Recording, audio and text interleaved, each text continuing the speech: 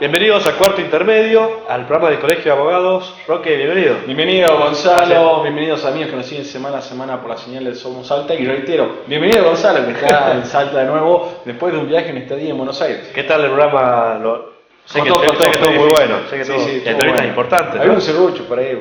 Garavano. Sí, Garavano, un primato divertido. Bien. Pero contanos un poquito lo que me perdí. En Buenos Aires, ¿qué estuviste haciendo? Y si nos puedes mostrar imágenes. Bueno, la verdad que estuvimos invitados por Poder Ciudadano en la presentación del informe anual de transparencia y corrupción. Digamos, en este informe por primera vez se incluye a una provincia argentina, y en este caso Salta, y nos invitaron a escribir 2 capítulos sobre la situación de Salta, digamos.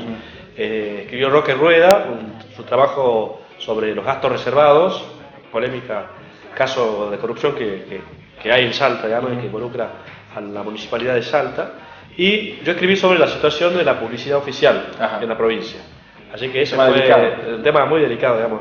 Así que bueno, muy agradecido. Con muchas personas a nivel nacional. Hay también algunas fotos de Alcorá Amón, Margarita Stolbizer, estuvieron a cargo de la presentación, que contó también con la presencia del presidente de Transparencia Internacional, José Ugaz, realmente un referente en la lucha por la transparencia, en la lucha contra la corrupción, y bueno, y está a cargo de una organización de la envergadura y de presencia mundial como es Transparencia Internacional. Estuvo presente también en ese evento. Bueno, te felicitamos, Gonzalo. Bueno, esperamos prontamente la publicación aquí en Salta. Así es, sí, seguramente va a estar disponible. Por internet, se puede descargar por internet en la página de Poder Ciudadano, poderciudadano.org. Ahí ya está disponible el libro completo, ¿no? Bueno, vamos al programa de hoy, pero antes presentemos al artista del mes. Así es, nos acompaña y ya despedimos a este artista que nos acompañó con su obra, Miguel Pedro González Foresi, un pintor que ha fallecido, autodidacta, se interesó en el paisajismo norteño, y sus obras se realizaban principalmente en óleo y acuarela. Además, un gran artista, un gran orfebre, ¿no? Sí. Está acá la joyería González Foresi, es muy conocida, muy importante. Y en este caso, bueno, esta es la obra de Miguel Pedro González Foresi, la que estamos viendo en este momento. Bueno, hacemos extensiva la invitación a todos los artistas salteños que quieran participar de este pequeño espacio. Nos pueden mandar un mensaje de texto de WhatsApp a nuestro celular que sale en pantalla. Y bueno, Gonzalo, vamos a una placa del Colegio de Abogados, ¿te parece? Consultorio gratuito. Y después de eso, de lleno ya el programa, ¿no? De lleno al programa con la doctora Carriquiri, vamos a hablar del tema de derecho de familia.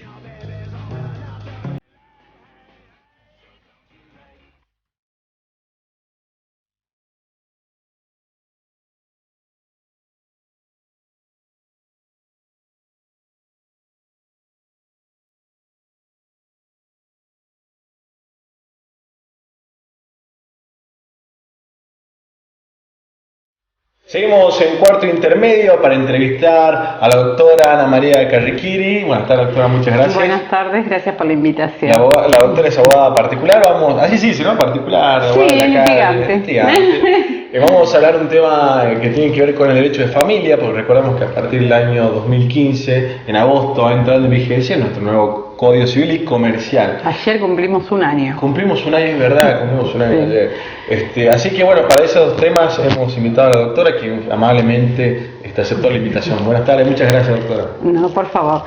Bueno, tenemos un nuevo código. Hace un año ya estamos estudiándolo. Tenemos nuevo código y nueva visión de la normativa, sobre todo en derecho de familia. Te comento, detrás de cámara tenemos un estudiante de derecho que tiene que estudiar familia.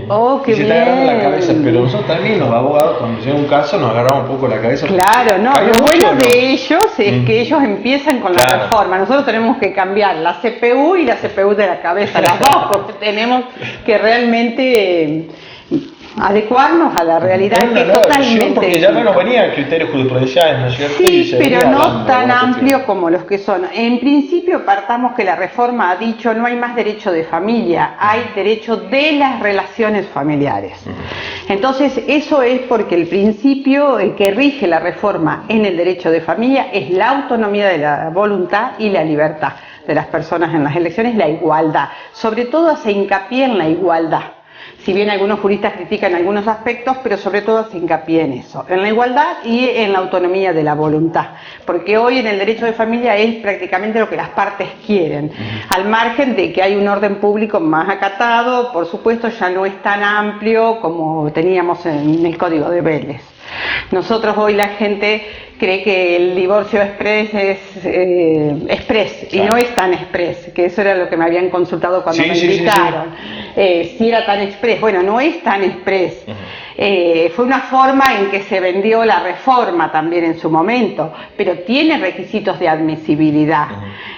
Si bien hoy alguna modificación importante es que para divorciarme me pude haber casado ayer y divorciarme hoy, porque no tengo plazo.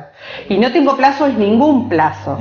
Cuando si bien nosotros copiamos del derecho español, el derecho español tiene 3 meses de plazo, otros 3 años, fuimos copiando, pero bueno, generalmente los argentinos copiamos más. O copiamos algunas cosas y tratamos de encauzarlas en otras, hacerlas entrar y no va, ¿no? Muchas cosas, sí, en eso sí, terrible. Y en cuestiones de familia se podría hablar horas de cuáles fueron las modificaciones y las copias, pero no copiamos exacto. Muchas veces copiamos títulos nomás.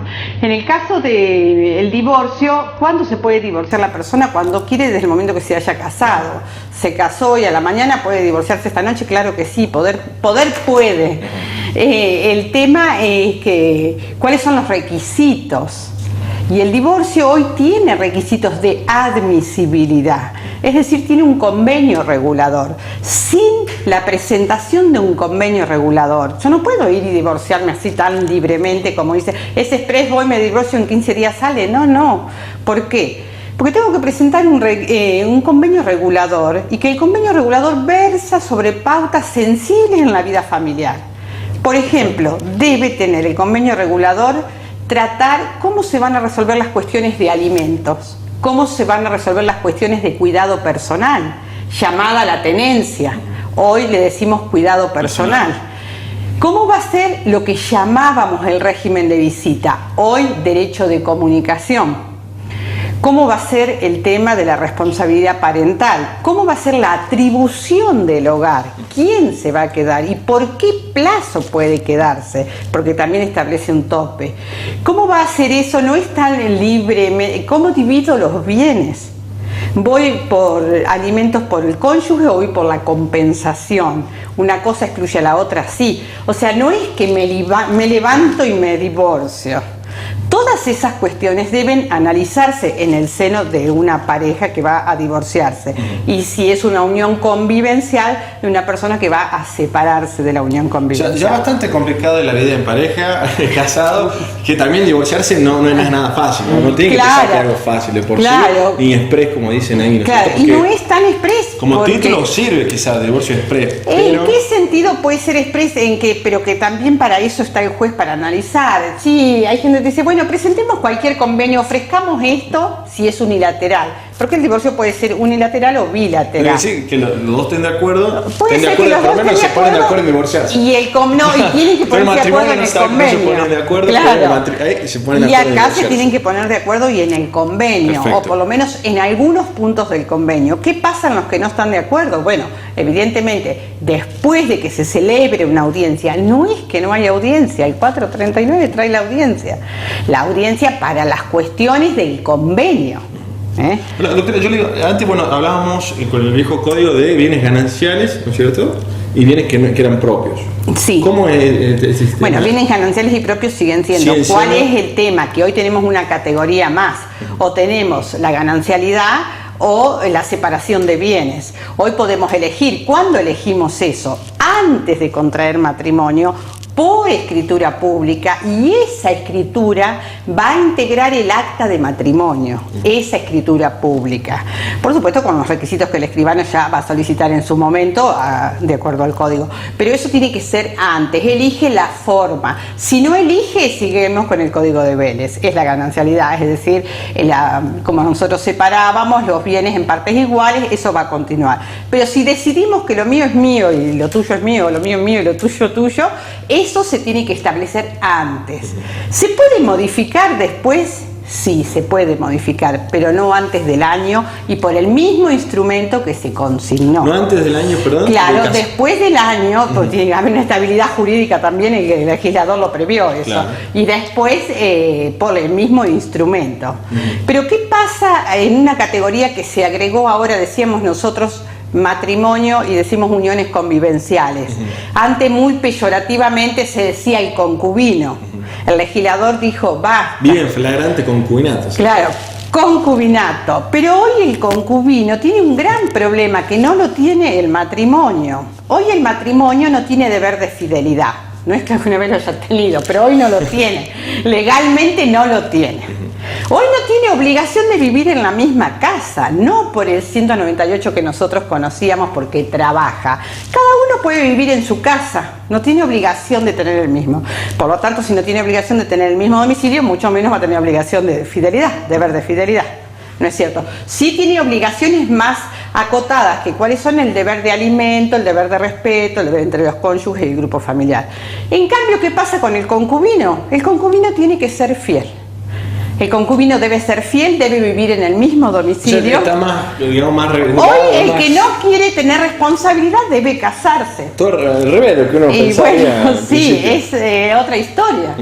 Quien no quiere tener responsabilidad, el matrimonio lo pone en esa situación. Quien quiere asumir responsabilidades tiene que ser concubino, porque ahí las exigencias son mayores para el legislador. Eso es lo que ha criticado Borda muchísimo, y lo mismo la doctora Medina ha hecho muchos comentarios al respecto, que no se entiende esa situación, ¿no? ¿Y eso ha salido por qué cuestión? ¿Una cuestión de mala política legislativa? Porque en son del avance y del progreso y del progreso y de la libertad, y bueno, y sí, en un montón de cosas de familia hemos copiado así. Pero la idea es justamente que el matrimonio, si tiene tanta libertad, bueno, una de las libertades es esa. Incluso se había sacado el deber de fidelidad moral, se lo puso porque, bueno, la iglesia levantó la voz y muchos levantaron la voz. Ahora hay un deber de fidelidad moral. ¿Qué se entiende por deber de fidelidad moral? Bueno, lo interpretará el juez en su momento. ¿Por qué? Porque ya el divorcio no tiene causas. Y esto es importante que la gente sepa. La gente sigue diciendo y te sigue consultando, me hizo tal cosa, lo vi con fulana, lo vi con mengano, ¿qué puedo hacer? No hay causas para el divorcio. Bueno, inclusive se llama incausado ahora. Se contrataban detectives privados para juntar pruebas. Montones. Mucha gente que hace cajón tengo lleno de CD, pendrive, de fotos y de todo el mundo. Vale mucho eso. No sirve más. No sirve más. No sirve más porque falta. Hoy es incausado. Incausado.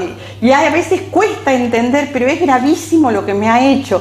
Pero el legislador todo lo borró y dijo, empezamos de nuevo. Ahora, ¿qué sucede en el caso de que, bueno, uno de los miembros del matrimonio quiera separarse, quiera divorciarse, perdón, y la otra parte no? Y no, se levanta, va, prepara un convenio regulador, bueno, seguimos todavía como hace 40, 50 años atrás. Él no me quiere dar, ella no me quiere dar. La gente no entiende que es la ley quien se lo va a dar, es el juez quien va a dictar sentencia. No es que el otro quiera o no quiera. Si no hay un común acuerdo, ¿cómo se va a hacer? Bueno, la persona que quiera divorciarse irá a un abogado, si no tiene medios irá a la defensoría, con sede acá en la ciudad judicial, y evidentemente planteará su cuestión. Simplemente va a decir, quiero divorciarme, no se exige otro requisito, simplemente haber estado casado nada más, quiero divorciarme, y presentar el convenio regulador. El convenio regulador en ese caso va a ser una propuesta. ¿Por qué? Porque bueno, no haber acuerdo no estoy. ¿Qué va a hacer el juez con esa presentación?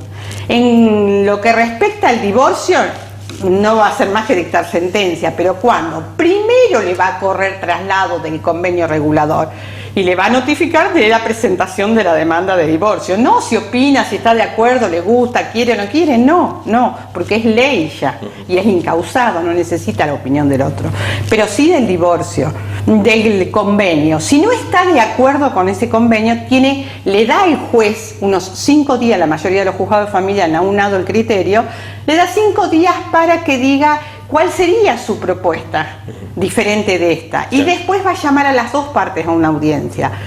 ¿Qué pasa si no hay acuerdo en esa audiencia? Y yo acá tengo pendiente el divorcio. Si no hay acuerdo en esa audiencia, simplemente el juez va a dictar sentencia del divorcio y va a decir ocurra por la vía que corresponde en relación a los otros puntos. Tenencia, régimen de visita, ya sabemos que no se llama así. Cuidado personal, derecho de comunicación, pero la gente aún todavía sigue entendiendo con el vocabulario más viejo, ¿no? ¿Y en cuanto a los bienes? Y en cuanto a los bienes, bueno, va en el convenio regulador. Y acá nosotros tenemos una cuestión que, sobre todo cuando dividimos los bienes, tenemos el problema de la compensación económica, que es una figura nueva que incorpora el código. ¿En qué consistiría la compensación económica, que hay poquísimos casos todavía, poquísimos casos, es el derecho que uno tiene uno pide alimento, los cónyuges entre sí, aún después del matrimonio, pueden pedirse alimento en la misma demanda, digamos, o fuera de esa demanda pueden pedirse alimentos ya divorciados. ¿Que eso qué naturaleza tiene? La naturaleza es de necesidad, ¿no es cierto? Una necesidad económica, o por enfermedad o porque no puedes procurárselos por sí mismo, digamos. ¿Cuánto va a ser el tiempo de los alimentos que se deban esos cónyuges? El legislador, yo creo que muy bien en esta oportunidad ha puesto un tope. ¿Cuál es la cantidad de años que han estado casados? Hay gente en Salta que ha estado casado 3 meses y hace 15 años se pasan alimentos. Entonces el legislador esta vez dice, no, un tope, por la cantidad del plazo máximo en que han estado casados. Pero ¿qué pasa si entre esos cónyuges no tienen estado de necesidad y no se van a pedir alimentos? Al margen de la división de bienes, supongamos que la que conocíamos nosotros, está el derecho de compensación. ¿Cómo dice la doctora Medina? ¿Cómo podemos decir que es el derecho de compensación? Es cuando sacamos una foto antes de casarse de los bienes de cada uno de los integrantes de la pareja y sacamos una foto después. A ver, ¿quién de los dos hay un desequilibrio fruto de esa relación matrimonial en esa época del matrimonio? ¿Cómo han crecido los bienes de uno y otro?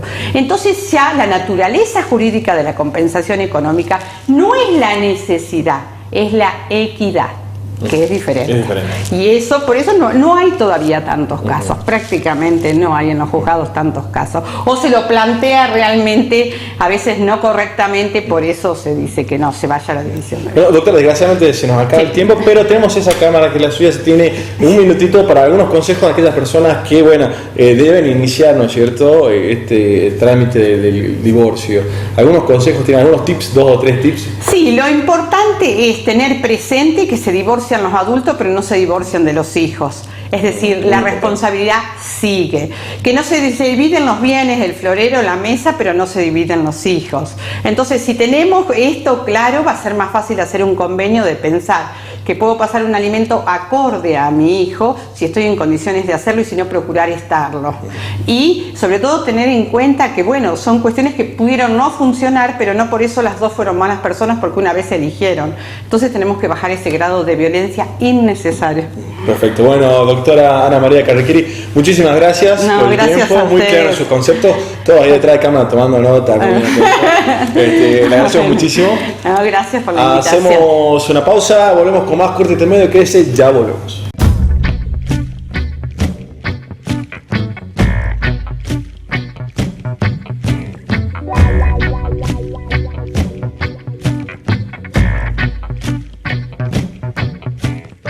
¿Qué opinas de esta imagen?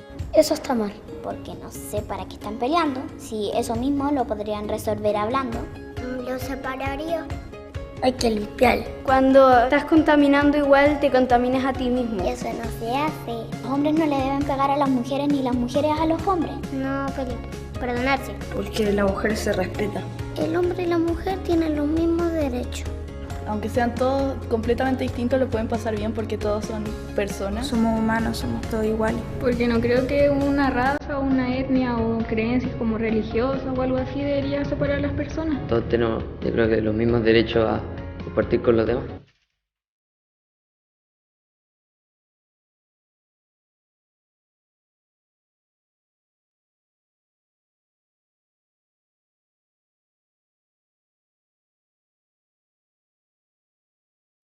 Seguimos en cuarto intermedio, Roque, bueno, para tratar un tema polémico, ¿no? Sí, un tema que, bueno, fue noticia hace un par de semanas a nivel nacional y que nos preocupa a nosotros también porque tiene que ver con las garantías constitucionales de los argentinos. Efectivamente, y el derecho a nosotros de manejar nuestros datos personales. ¿Qué sucede? Digamos, el gobierno de la nación firmó un convenio con ANSES, en virtud del cual, digamos, ANSES le va a proporcionar los datos que ellos tienen a la jefatura del gobierno nacional, ¿no? Así es, con el fin de dar información, de comunicarse mejor y pedir algunos datos y de onda, ¿no? El ANSES se lo da. Así es, el tema es constitucional este convenio, ¿es legal? ¿Está bien? Bueno, para eso hemos invitado a un colega y un amigo de la casa, el doctor John Grover Dorado. ¿Cómo estás, John? Muchas gracias por haber venido. Roque, Gonzalo, muchísimas gracias a ustedes. Es magíster en Derecho de las TIC.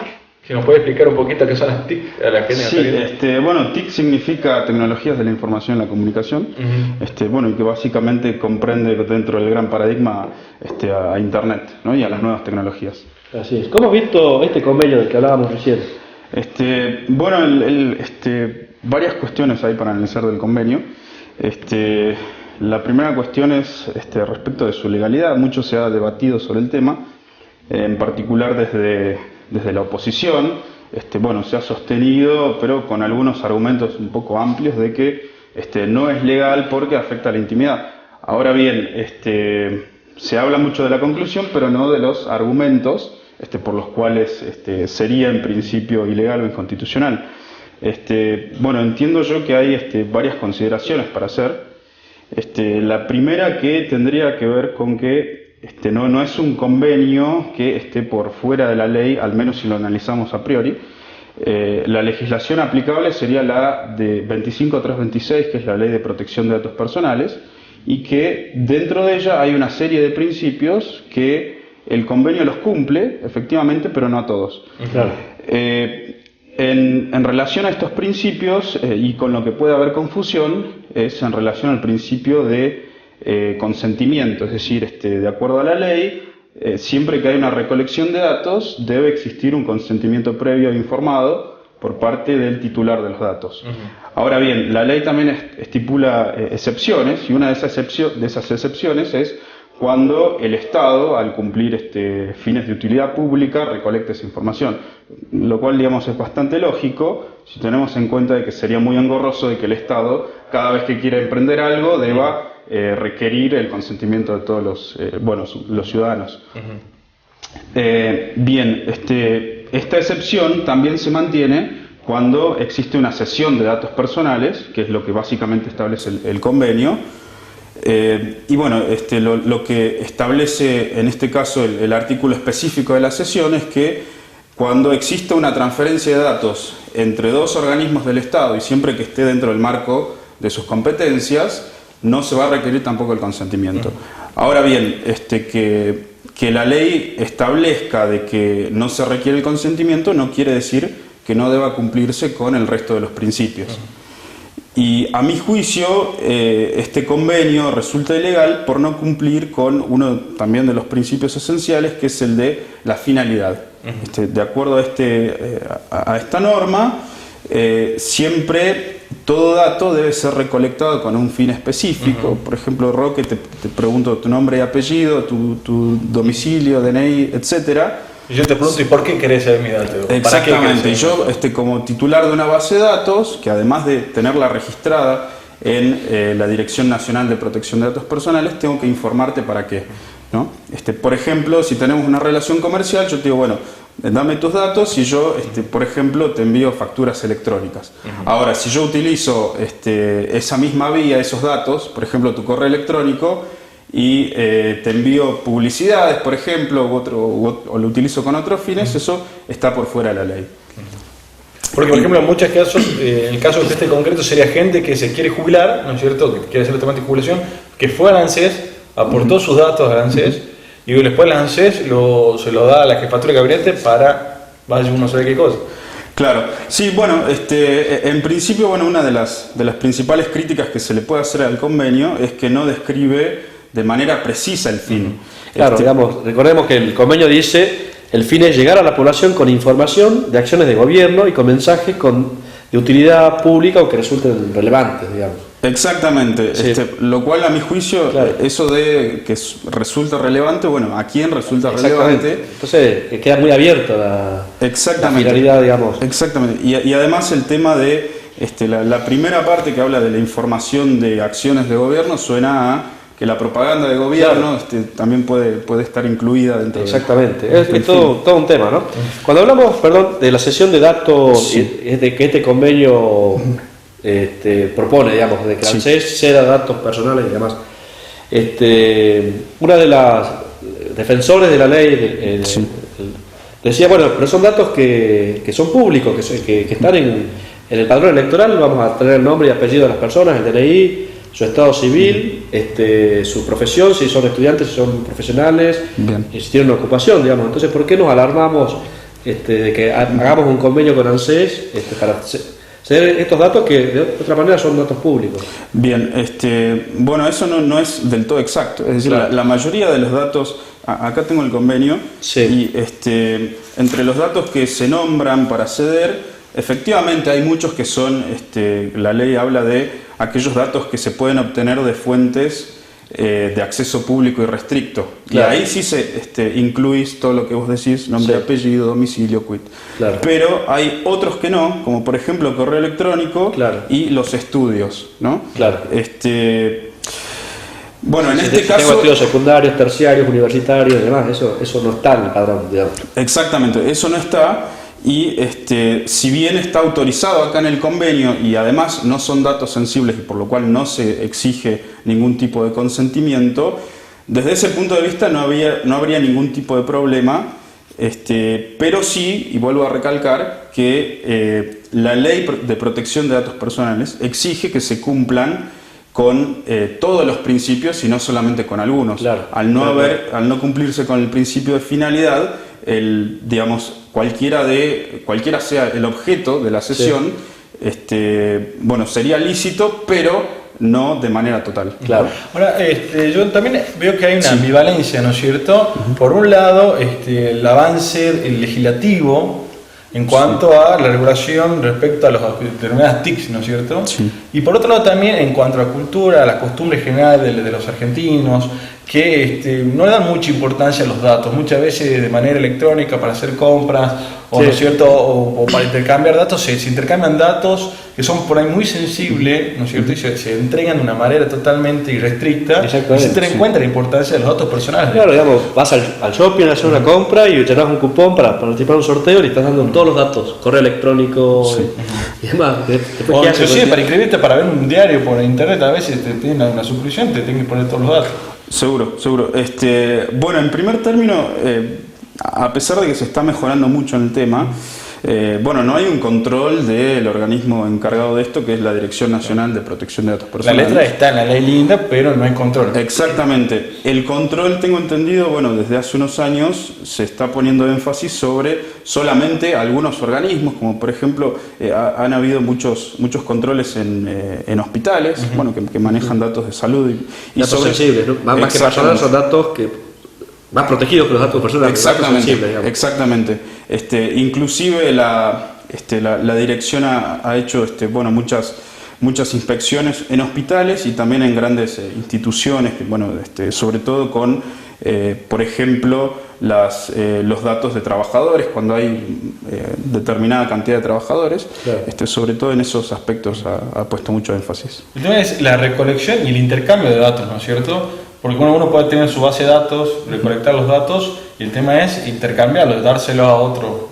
Claro, exactamente. El tema del consentimiento, volvemos sobre eso, no se agota solamente en el momento de la recolección. Bueno, evidentemente al haber tanto flujo de datos de un lugar para otro, de un titular a otro, el tema del consentimiento es dinámico y siempre va a requerir de la autorización del titular en cada transferencia que sea de datos. Inclusive también un tema complejo es cuando existe transferencia de datos a otros países, lo cual es bastante común. Suscribimos a cualquier red social y eso de por sí es una transferencia internacional de datos personales, que en principio estaría regido por ley argentina, pero que bueno, al haber una transferencia, en este caso un país tercero que puede o no cumplir bueno, el estándar internacional que establece la ley argentina, allí puede haber también una violación. Tengo una última pregunta de mi parte, si no está con el tiempo. Vos mencionás en un artículo que estás trabajando y que compartís con nosotros de manera muy generosa un antecedente del año 2008, ¿no es cierto? Una resolución el año 2008. Exactamente. Si nos puede contar un poquito, porque bueno, decís que muchos se agarran la cabeza ahora, pero esto viene de antes. Exactamente, sí, bueno, no es la primera vez que ANSES comparte los datos personales. De hecho, esta resolución es un protocolo que establece de qué manera, es decir, medidas técnicas y resguardos jurídicos de cómo debe hacerse esa transferencia, lo cual es absolutamente normal, pero en este caso, repito, viene la polémica por el hecho de que el organismo al cual se transfiere lo puede utilizar con fines de propaganda política. Claro, digamos, decir, vamos a recibir por mail, digamos, acciones de gobierno, hemos comprado 1000 patrulleros para la provincia o para la nación y el autobombo, la autopromoción de una gestión que debe estar prohibida. Exactamente. Propaganda política. Mucho se ha criticado, por ejemplo, al gobierno anterior con el tema de la cadena nacional, la cual es de uso excepcional. Exacto. Y bueno, y esto a mi juicio no sería más que una reedición de una cadena nacional, pero a través de internet y redes sociales. Exactamente. Bueno, John, te agradecemos muchísimo. Esta norma está cuestionada judicialmente, ¿no? Hay un proceso que se inició, tenemos noticia de eso, no sabemos los resultados. Exactamente, tengo entendido de que algunos dirigentes de la oposición han planteado un amparo con el fin de declarar la inconstitucionalidad de esta norma. Veremos qué pasa. Para estar atentos, digamos, a qué sucede. Nos tenemos que hacer una pequeña pausa, Gonzalo. Muchas gracias, John, por tu intervención. Y hacemos una pausa, Gonzalo, ya vamos con más Cuarto Intermedio. Quédese por la señal de Somos Algo.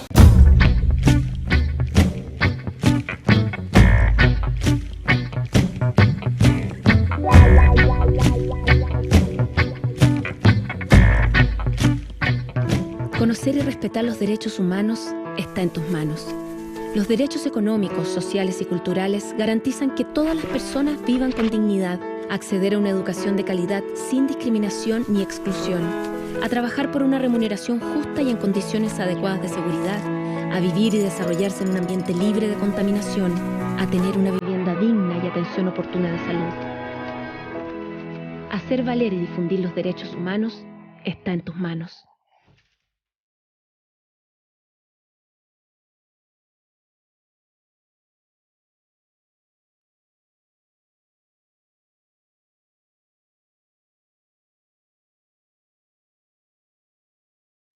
Seguimos en Cuarto Intermedio, Roque, para recibir a uno de nuestros principales invitados de hoy, ¿verdad? Así es, Gonzalo, para tratar un tema que es muy importante para la sociedad salteña, que estuvo en la legislatura de la provincia la semana pasada también tratando, y que en esta ocasión hemos invitado al presidente del Colegio de Magistrados. Así es, está con nosotros el doctor Eduardo Barrio Nuevo. ¿Qué tal, doctor? Buenas tardes. ¿Qué tal? El doctor es vocal de la Sala Tercera del Tribunal de Impugnación. También fue, antes de este cargo, fiscal de unidad de graves atentados, entre otros cargos. Así que conoce el Ministerio Público, conoce el Poder Judicial, funcionario de carrera. Exactamente, sí. Yo inicié mi carrera con una pasantía, en esa época eran concursadas por el Colegio de Abogados. Exacto. Como parte de la gestión de la Comisión de Jóvenes Abogados, y desde ahí he hecho carrera en el Poder Judicial y en el Ministerio Público. Bien.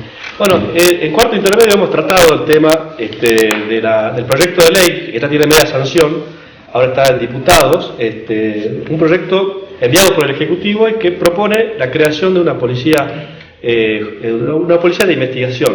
Un proyecto de ley, digamos, que se está debatiendo en la Cámara de Diputados y se ha abierto el diálogo con distintas instituciones porque, digamos, hay voces encontradas con respecto a este proyecto, voces a favor, voces que proponen cambios, modificaciones, el caso, por ejemplo, de la Asociación Civil de Jueces, ¿verdad?, de acá de Salta. ¿Cuál es la posición del Colegio de Magistrados con respecto a esta ley? Miren, en el colegio hemos trabajado en una comisión integrada por jueces, fiscales, defensores, y en particular, después de un extenso análisis, hemos entendido que en comparación con cuál es la realidad institucional en la provincia de Salta, la ley implicaría un importante avance. La ley viene a cristalizar una realidad que se produce en el día a día, desde que el Ministerio Público tiene constitucionalmente la responsabilidad no solo del ejercicio de la investigación penal, sino la investigación propiamente dicha.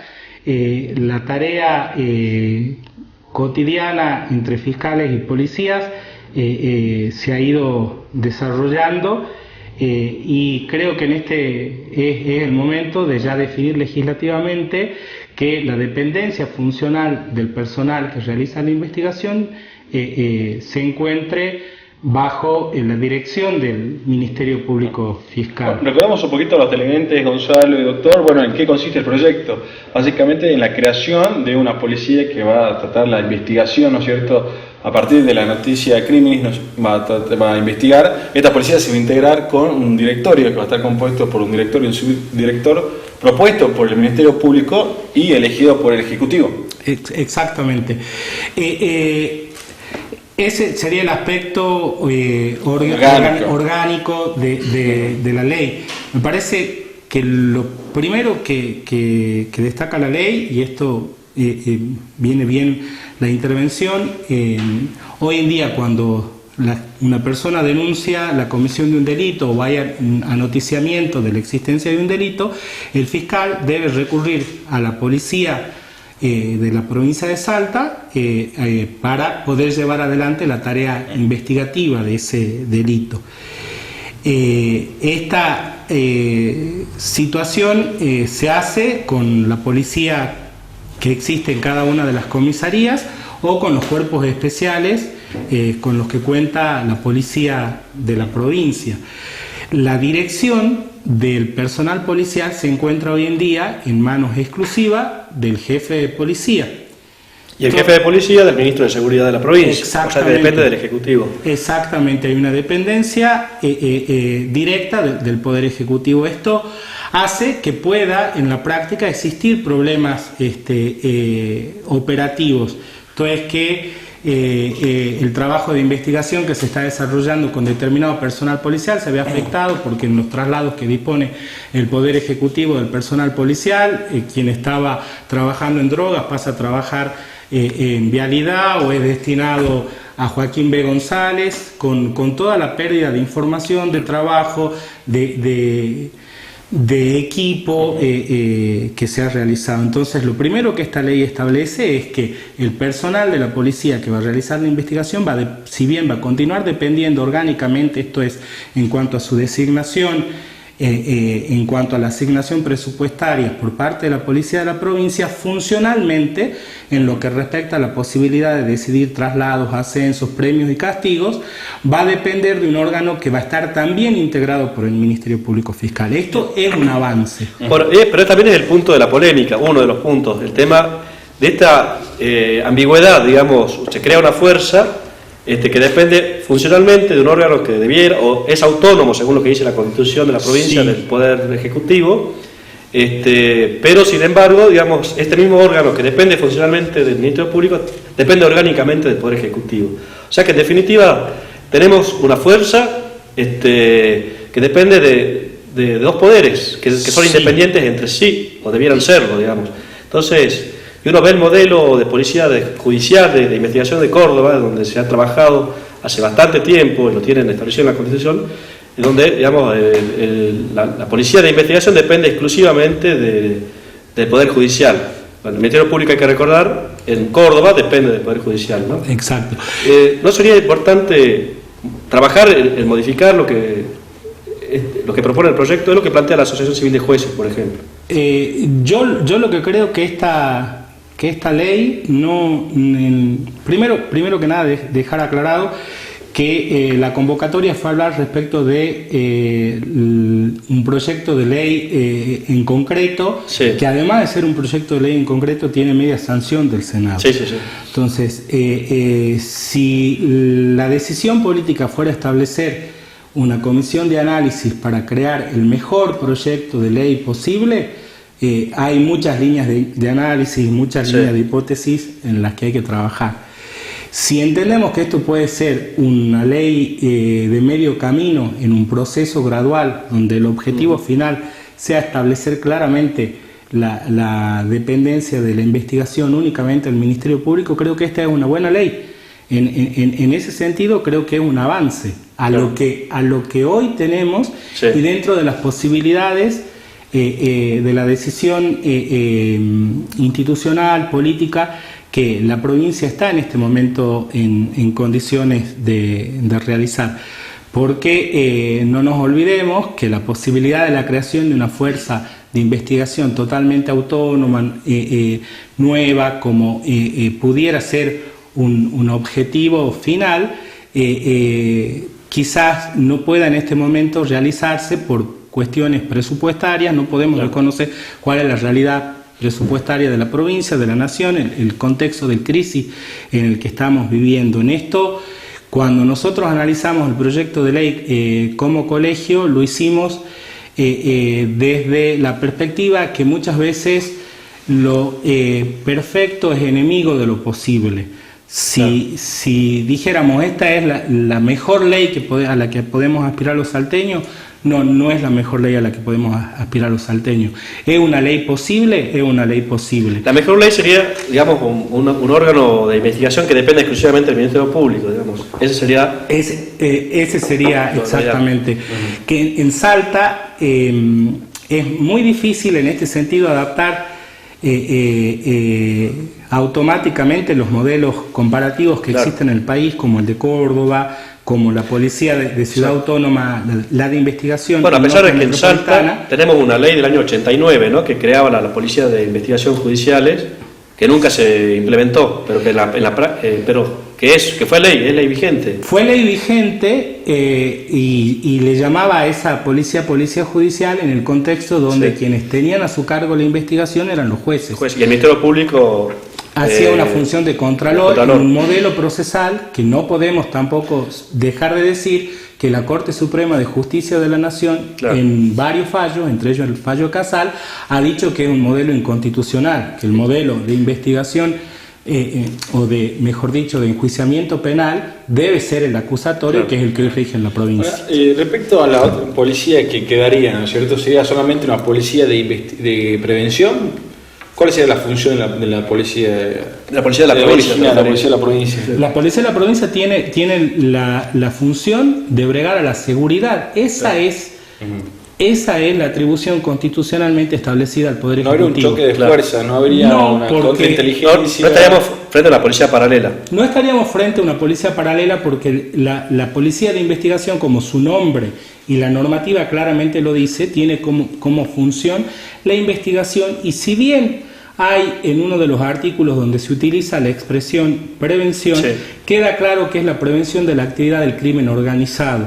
El crimen organizado es delito en existencia, ¿no? Es el delito de asociación ilícita. Ahí está el tema, digamos. El artículo 3, que es el que establece las misiones, habla, digamos, no solamente de la función primordial, la función de investigación, sino habla, digamos, del tema de la prevención, la planificación, la conjuración de actos delictivos y demás. Entonces ahí hay un choque con las funciones que le corresponden a la policía de seguridad. Porque la prevención está establecido en el artículo 3, que es la prevención de la consumación de las consecuencias del delito. Claro, no está así explicitado. Está mencionado. Hablando del crimen organizado, y está hablando, nosotros sí como colegio propusimos que quede claro, creo que es en el artículo 4 o 5, que en vez de fenómeno delictivo se hable de hecho delictivo, como para que quede, no generar margen a la especulación en la interpretación, pero hoy en día la evitación de las consecuencias ulteriores del delito en ejecución o del delito del crimen organizado, forma parte también de la competencia del Ministerio Público Fiscal. Esto es, por ejemplo, está comenzando a funcionar una organización de captación de trata. Bueno, eso es crimen organizado, eso es delito en ejecución, y hay que prevenir que haya víctimas. Está funcionando, se instala en Salta una empresa que promete viviendas en 5 cuotas de 5.000 pesos. Bueno, hay que evitar que 300 personas queden estafadas por un grupo golondrina que viene a levantar capitales y desaparece. A eso se refiere. Me parece, doctor, disculpe que le interrumpa, hacemos una pausa, Gonzalo, tengo que hacer una breve pausa, ya volvemos con más este tema, por el último bloque de Cuarto Intermedio. Quédese por la señal de Somos Salta, no se vaya, ya volvemos.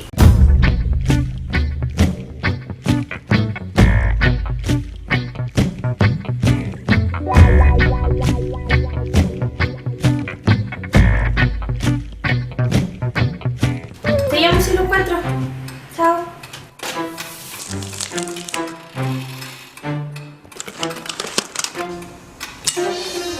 Gracias por liberarme de mi prisión, ama. Como obsequio, debo ofrecerte 3 deseos. Quiero saber cuál es el presupuesto de vestuario de la presidenta, cuáles son las actas del comité de ministros por el caso de Hidroaicén y cuánto se gasta en elementos componentes de bombas lacrimógenas en un año. No necesitas un genio para obtener información pública, porque no es un deseo, es un derecho ciudadano. Pregunta lo que quieras, empodérate.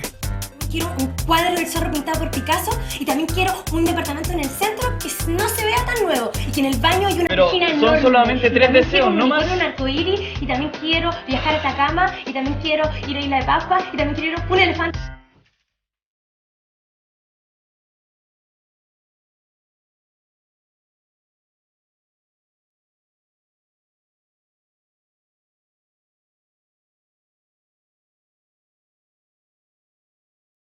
Seguimos en cuarto intermedio, estamos con el doctor Eduardo Barrionuevo, juez vocal de la Sala Tercera del Tribunal de Impugnación. Estamos conversando sobre el proyecto de Policía de Investigación, el proyecto que propone crear esta fuerza que, bueno, un proyecto que ha despertado polémicas.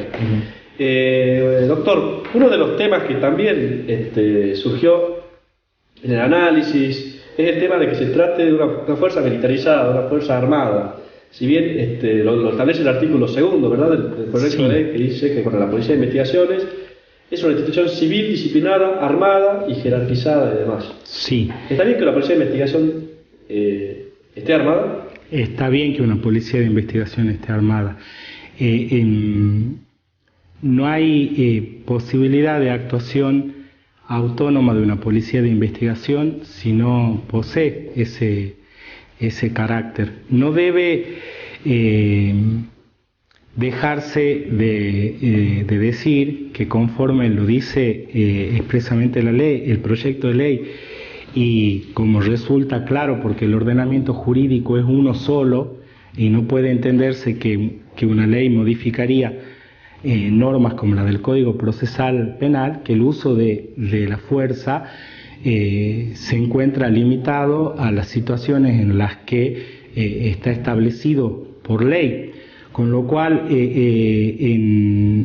no hay peligro de que esto implique la creación de esta ley, no genera nuevas herramientas o nuevas modalidades de investigación que las que el Código Procesal Penal expresamente establecido. Lo que resultaría poco claro u operativo es pensar que para poder realizar un allanamiento dispuesto judicialmente, en alguna situación en la que ese allanamiento requiera premura, requiera además de celeridad, también celo y reserva, haya que hacer una intervención con la policía administrativa para poder ser asistidos en ese tipo de actividad. Y en esto vuelvo a algo que hablábamos en el bloque anterior respecto a cuán independiente es la actividad hoy en día del Ministerio Público en lo que respecta a la tarea de investigación. Si la objeción que se hace a esta ley es la existencia de este órgano bipartito, y la consecuencia inmediata de la no aprobación de esta ley es que se siga la investigación como hoy se está haciendo, lo que se está exigiendo es que el Ministerio Público tenga que pedirle al jefe de policía todos los días, por favor, que le preste... Pero ¿no hay convenios entre el Poder Ejecutivo y el Ministerio Público para hacer estas tareas? Existen. Sí. ¿Cuál es entonces el inconveniente constitucional para que exista un órgano bipartito legalmente establecido? Si admitimos como válido estos convenios de colaboración, claro, ¿por qué entendemos que legislativamente sería viable? Es un hecho que existen los convenios de colaboración, digamos. Ahora el tema es si está bien que esto quede cristalizado en una ley. ¿Por qué no? Yo no creo que esté mal. Ajá. Si usted me dice que sería mejor La de Córdoba. Sería un modelo como el de Córdoba. Sería mejor un modelo como el de Córdoba. No sé si hoy es posible esto. Yo creo que nosotros no somos propulsores de este proyecto de ley. Nos invitaron a hablar sobre un proyecto de ley que tenía media sanción. Nos preguntaron si era inconstitucional, entendemos que no es inconstitucional. Y entendemos que al hoy es una herramienta, establece una modalidad de trabajo mejor con la que hoy contamos. Si a futuro hay tiempo para discutir y diseñar mejores herramientas, obviamente que eso es mejor.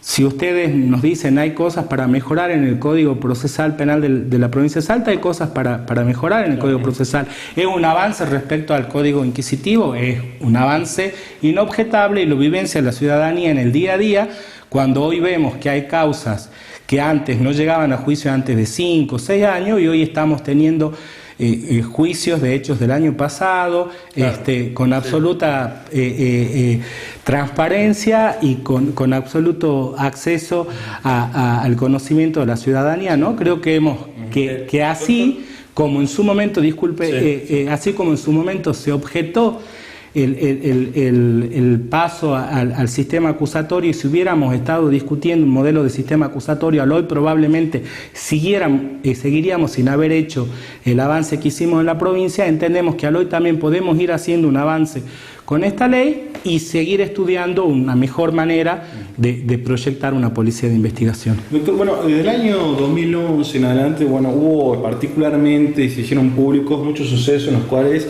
la policía, ¿no es cierto?, la policía de la provincia formó parte de, noticias tristes en muchos casos, noticias también vinculadas con la violación de derechos humanos, noticias vinculadas también con la interrupción en la investigación misma, o la mala investigación, ¿no es cierto?, de los delitos.